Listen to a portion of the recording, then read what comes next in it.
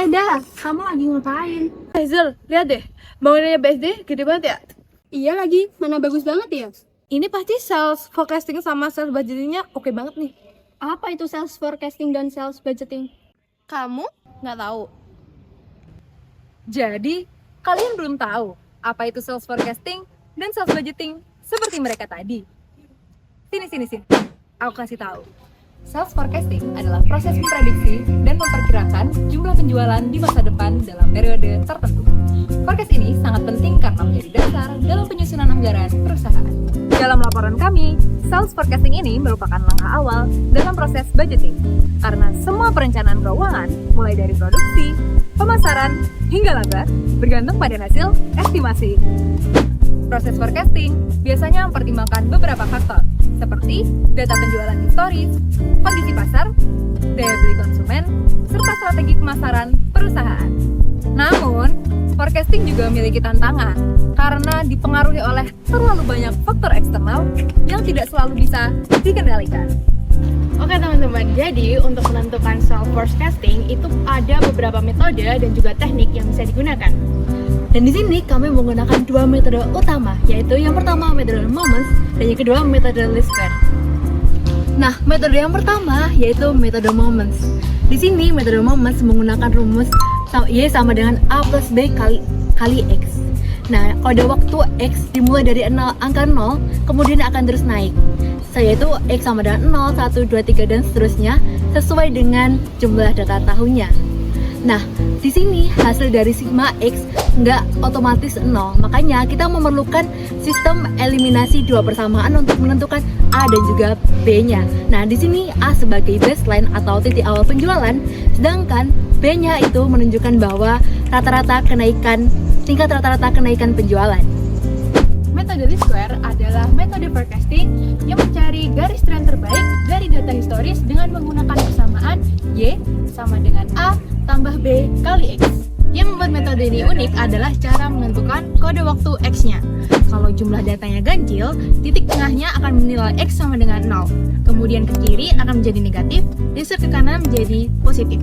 Dengan susunan seperti ini, nilai sigma X-nya akan selalu sama dengan 0. Kemudian, perhitungannya akan menjadi jauh lebih mudah karena tidak perlu eliminasi dan juga substitusi. Hanya perlu menggunakan rumus langsung, yaitu A sama dengan sigma Y per N untuk mencari A, dan B sama dengan sigma X kali Y per sigma X kuadrat untuk mencari B. Nah, ini dia hasil perhitungan metode moments kelompok kami. Dan ini dia perhitungan menggunakan metode least square. Nah, Zul, menurutmu kalau BSD mending pakai yang mana ya? Menurutku, mending pakai yang least square. Kenapa least square?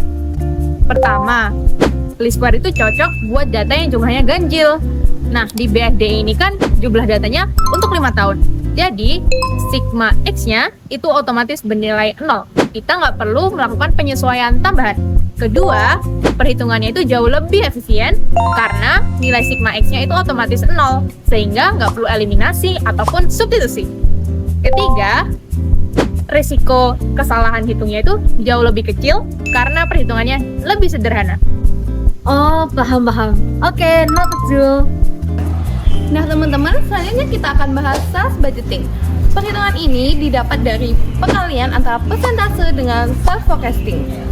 Berdasarkan komponen pendapatan BSD menghasilkan persentase tanah dan bangunan sebesar 84%, sewa 7%, konstruksi 4%, pengelolaan gedung 3%, pengoperasian jalan tol sebesar 1%, arena rekreasi sebesar 0,4%, hotel 0,3%, pelayanan air 0,3%, dan lain-lain 0,2%. Segmen penjualan tanah dan bangunan mendominasi banget nih struktur sales budgetnya dengan proporsi 84% dan dari total pendapatan. Pada tahun 2025, sales budget PT Bumi Serpong Damai Tbk berdasarkan sales forecasting sebesar 15.616.208, terdiri tanah dan bangunan sebesar 13.112.479, sewa sebesar 1.095.192, konstruksi sebesar 695.936 juta, pengelola gedung sebesar 449.502, serta segmen lainnya yang lebih rinci yaitu jasa pengoperasian jalan tol sekitar 152.162, arena rekreasi sebesar 62.465, hotel sekitar 46.849, pelayanan air sekitar 46.849, dan lain-lain sekitar 31.232. Oke teman-teman, kita lanjut ke 2026.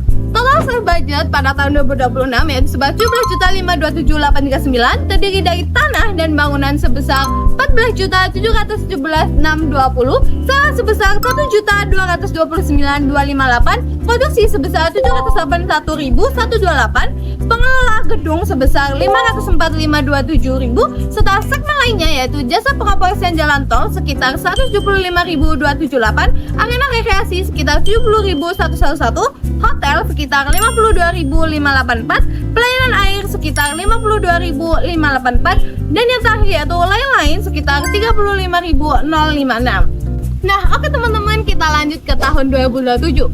Total first budget sebesar 19.439.469, terdiri dari tanah dan bangunan sebesar 16.322.761, sewa sebesar 1.363.324, konstruksi sebesar 866.320, pengelola gedung sebesar 559.552, serta segmen lainnya yaitu jasa pengoperasian jalan tol sekitar 194.395, arena rekreasi sekitar 77.758, hotel sekitar 58.318, pelayanan air sekitar 58.318, dan lain-lain sekitar 38.879.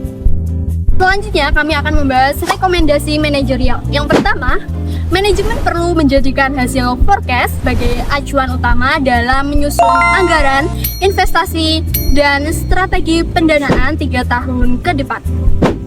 Kedua, alokasi sumber daya diprioritaskan pada segmen penjualan tanah dan bangunan sekaligus mengembangkan segmen sewa dan jasa sebagai stabilisator arus kas.